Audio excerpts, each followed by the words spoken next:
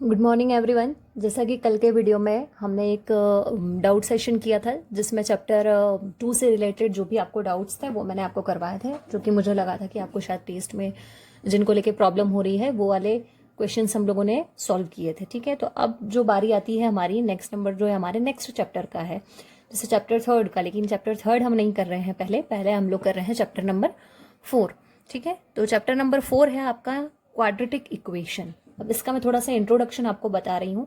वैसे तो आप सभी लोगों को पता है कि क्वाड्रेटिक वर्ड का मतलब क्या होता है। ठीक है, तो आप सभी लोग ये जानते हैं कि क्वाड्रेटिक पॉलिनोमियल क्या चीज़ है, क्योंकि हमने जो चैप्टर 2 में पढ़ा था वो हमने पढ़ा था क्वाड्रेटिक पॉलिनोमियल। ठीक है, तो क्वाड्रेटिक पॉलिनोमियल क्या चीज़ होती थी जो कि मैंने आपको एक्सप्लेन की थी। तो क्वाड्रेटिक पॉलिनोमियल का मतलब ये होता है कि जिस ऐसा पॉलिनोमियल जिसकी हाईएस्ट पावर जो है वो क्या होनी चाहिए, जिसकी डिग्री क्या होनी चाहिए, 2 होनी चाहिए। मतलब अगर कोई पॉलिनोमियल राइट डाउन किया हुआ है तो उसकी हाईएस्ट पावर कितनी होनी चाहिए, 2 होनी चाहिए। ठीक है, तो ये क्वाड्रेटिक पॉलिनोमियल था। लेकिन अब यहाँ पर बात हो रही है क्वाड्रेटिक इक्वेशन की। तो क्वाड्रेटिक इक्वेशन मैंने आप लोगों को बताया भी था, और ये चीज़ आपको बहुत अच्छे से पता भी होगी कि पॉलिनोमियल में और इक्वेशन में, यानी एक्सप्रेशन में और इक्वेशन में डिफरेंस क्या है। क्योंकि इक्वेशन ऐसी चीज़ है कि जिसके अंदर कोई रिजल्ट निकलता है। ठीक है, कोई रिजल्टेंट होता है उसका। तो इसके इक्वल्स टू में हम लोग जीरो लगाते हैं, एक्सप्रेशन के इक्वल्स टू में, पॉलिनोमियल के इक्वल्स टू में हम लोग जीरो एक्चुअल में नहीं लगाते। ठीक है, तो थोड़ा सा इंट्रोडक्शन इसका जो है वो हम देखेंगे कि क्वाड्रेटिक इक्वेशन आखिर होती क्या है। तो quadratic equation in the variable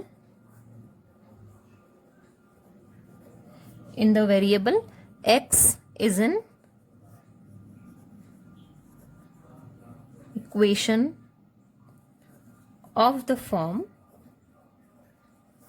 ax square plus bx plus c equals to 0। Zero क्यों लगाया? क्योंकि क्वाड्रेटिक इक्वेशन की बात की गई है यहाँ पे। ठीक है, और where a b c are real numbers हो गए आपके, and a is not equal to 0। ये भी जो भी आपको क्वाड्रेटिक इक्वेशन नजर आ रही है, इसके अंदर जो ए बी सी नजर आ रहा है ये कोई भी रियल नंबर हो सकता है। और ये जो भी वेरिएबल है जिसकी पावर 2 होती है, यानी जो क्वाड्रेटिक वेरिएबल होता है उसके आगे जो उसका कॉफिशिएंट होता है, यानी जो a की वैल्यू होती है वो 0 के इक्वल्स टू, मतलब उसकी value a is not equals to 0। a की वैल्यू कभी भी 0 नहीं होगी, ये आप सभी लोगों को पता है। ठीक है, तो अब कोई एक एग्जाम्पल देख लेते हैं हम लोग, क्योंकि एग्जाम्पल क्या होता है इसका। तो मान लीजिए एग्जाम्पल है आपका 3x प्लस 4x माइनस का 5 इक्वल्स टू 0। ये आपका जो हो गया, क्या हो गया, क्वाड्रेटिक इक्वेशन का एग्जाम्पल हो गया।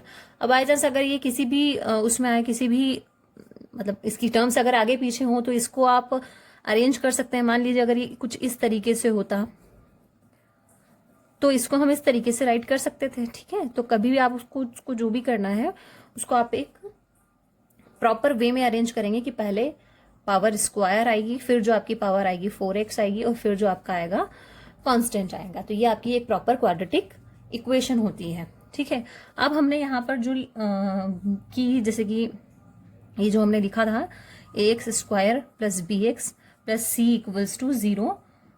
ठीक है, ये क्या है, is called the standard form. अब स्टैंडर्ड फॉर्म भी, इसको हम लोग क्वाड्रेटिक इक्वेशन का स्टैंडर्ड फॉर्म भी बोलते हैं, और इसको हम लोग जनरल फॉर्म भी बोल सकते हैं, जो कि जनरल इक्वेशन है क्वाड्रेटिक की। तो स्टैंडर्ड फॉर्म ऑफ अ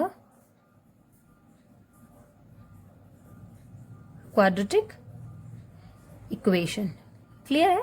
तो ये आपकी क्या है, स्टैंडर्ड फॉर्म है क्वाड्रेटिक इक्वेशन का। ठीक है, ये जनरल इक्वेशन बोल सकते हैं आप इसको, क्वाड्रेटिक।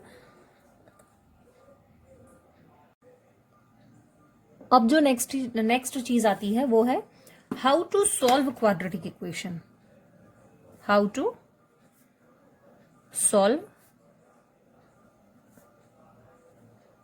क्वाड्रेटिक इक्वेशन, मतलब क्वाड्रेटिक इक्वेशन को सॉल्व करने, मतलब क्वाड्रेटिक इक्वेशन को हम लोग कैसे सॉल्व कर सकते हैं। तो क्वाड्रेटिक इक्वेशन को सॉल्व करने की 4 मेथड्स हैं, 4 मेथड्स हैं, जिसमें फर्स्ट मेथड है आपकी क्या, फैक्टराइजेशन। जो एक फर्स्ट मेथड जो है हमारी फैक्टराइजेशन, सेकंड मेथड जो है हमारी वो है कंप्लीटिंग द स्क्वायर मेथड, ठीक है। और थर्ड मेथड जो है आपकी वो है यूजिंग क्वाड्रेटिक फॉर्मूला। और फोर्थ मेथड जो है आपकी उसको हम ग्राफिकल मेथड, ठीक है। ये 4 मेथड्स होती हैं किसी भी क्वाड्रेटिक इक्वेशन को सॉल्व करने के लिए। तो मैं आपको एक्सप्लेन कर देती हूँ कि फैक्टराइजेशन का मतलब यहां पर होता है कि किसी भी क्वाड्रेटिक इक्वेशन के फैक्टर्स हम लोग करके और उसके क्या फाइंड करेंगे, उसके रूट्स फाइंड करेंगे, ठीक है। तो फैक्टराइजेशन का मतलब यहाँ पर होता है कि स्प्लिटिंग द मिडिल टर्म, हम स्प्लिटिंग द मिडिल टर्म का यूज करके और क्वाड्रेटिक इक्वेशन को फैक्टराइज कर सकते हैं, उसके रूट्स जो है वो फाइंड आउट कर सकते हैं, ठीक है। सेकंड मेथड जो हमारी होती है कंप्लीटिंग द स्क्वायर मेथड। अब क्योंकि फैक्टराइजेशन मेथड तो आप लोगों ने पढ़ रखी है, कंप्लीटिंग द स्क्वायर मेथड एक नई मेथड है जो कि आप लोगों ने अभी तक नहीं पढ़ी है, ये आपके लिए एक नई मेथड होगी, तो इसको करना बहुत इंटरेस्टिंग रहेगा, तो इसको हम लोग करेंगे।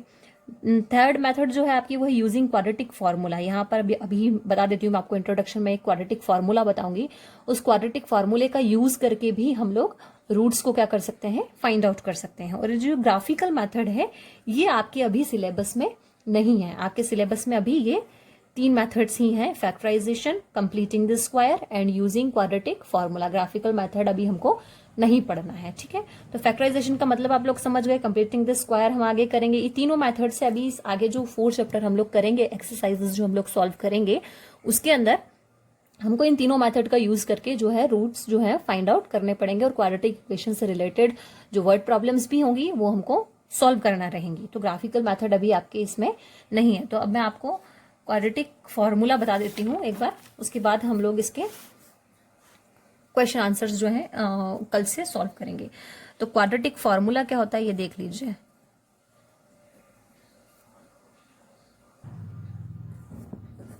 क्वाड्रेटिक फॉर्मूला, ठीक है। तो क्वाड्रेटिक फॉर्मूला जो आपका होता है वो होता है -b plus minus root B square minus 4ac upon में 2a, और provided B square minus 4ac। मतलब इसको जो है आप किसी भी तरीके से कर सकते हैं। इसको मतलब पहले आपको एक इक्वेशन मिलेगी, आपको करना क्या होगा कि या तो डायरेक्ट आप इस फॉर्मूले को लगा के और उस एबीसी की वैल्यू उस इक्वेशन के अंदर से निकाल के और उस एबीसी की वैल्यू को इस फॉर्मूले के अंदर पुट करके और आप लोग क्वाड्रेटिक फॉर्मूले से उस इक्वेशन को सॉल्व कर सकते हैं, उसके रूट्स जो है वो फाइंड आउट कर सकते हैं। या फिर आप पहले ऐसे भी कर सकते हैं कि पहले आप बी स्क्वायर माइनस 4ac निकाल लीजिए, उसके बाद अगर वो 0 से ग्रेटर देन आता है या इक्वल में आता है तो फिर हम उसको आगे सॉल्व करते हैं, जिसमें हम इस फॉर्मूले को अप्लाई करते हैं और फिर इसके अंदर direct B square minus 4ac की वैल्यू पुट कर देते हैं। इसके अंदर हमको फिर ज्यादा मेहनत करने की जरूरत नहीं पड़ती, तो पहले हम ये निकाल लेते हैं फिर ये निकाल लेते हैं, ठीक है। और इसकी बी स्क्वायर माइनस 4ac यानी ये जो होता है डिस्क्रिमिनेंट का फॉर्मूला होता है, तो डिस्क्रिमिनेंट के फॉर्मूले के लिए भी यहाँ पर 3 मेथड होती है, जो कि आप देख लीजिए, जो कि आपका पॉइंट है एक quadratic equation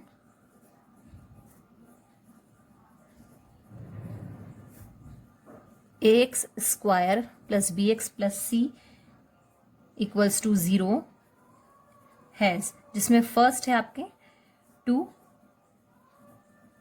distinct real roots, जिसमें होता है B square minus 4ac is greater than 0। यानी जो भी हम बी स्क्वायर माइनस 4ac निकालेंगे, मतलब कोई भी इक्वेशन अगर हमको दे देते हैं उसमें हम बी स्क्वायर माइनस 4ac निकालेंगे, अगर उसकी वैल्यू 0 से ग्रेटर देन है तो वो जो रूट्स होते हैं वो क्या होते हैं, 2 डिस्टिंक्ट रियल रूट्स होते हैं। 2 इक्वल रूट्स कौन सी कंडीशन में होते हैं, तो 2 इक्वल रूट्स के लिए क्या होता है, B square minus 4ac equals to 0। अगर बी स्क्वायर माइनस 4ac की वैल्यू 0 के इक्वल है तो आपके जो 2 रूट्स होंगे वो क्या होंगे, इक्वल होंगे। और इसकी जो थर्ड कंडीशन होती है वो होती है नो रियल रूट्स। अब नो रियल रूट कौन सी कंडीशन में होते हैं, B square minus 4ac is less than 0। Less than 0 मतलब अगर बी स्क्वायर माइनस 4ac की वैल्यू नेगेटिव आती है यानी माइनस में आती है तो कोई भी रियल रूट नहीं होता है। और एक और चीज मैं आपको यहाँ पे बता दूं, कि जब भी ये वाली कंडीशन आए, जब ये थर्ड वाली कंडीशन आए, तो हम इसको यहीं पे स्टॉप कर देते हैं, बी स्क्वायर माइनस 4ac निकाल के। आगे इस फॉर्मूले को अप्लाई करने की हमको जरूरत नहीं होती है, क्योंकि रियल रूट होते ही नहीं, नो रियल रूट वाली कंडीशन आ जाती है। जब ये कंडीशन और ये कंडीशन आए तभी आप आगे इस फॉर्मूले को लगा सकते हैं। ये कंडीशन में आप आगे इस फॉर्मूले को आपको अप्लाई करने की तो जरूरत ही नहीं है। ठीक है, तो ये तीनों जो कंडीशन है इनको आप अच्छे से देख लेना, क्योंकि ये बहुत सी बार आपकी बोर्ड एग्जाम में ऑब्जेक्टिव्स में भी पूछ ली जाती हैं। तो ये कंडीशन आप लोग बहुत अच्छे से आप एक काम करना, देख लेना। ठीक है, और बस आपका ये इतना इंट्रोडक्शन अभी के लिए मेरे ख्याल से काफ़ी है।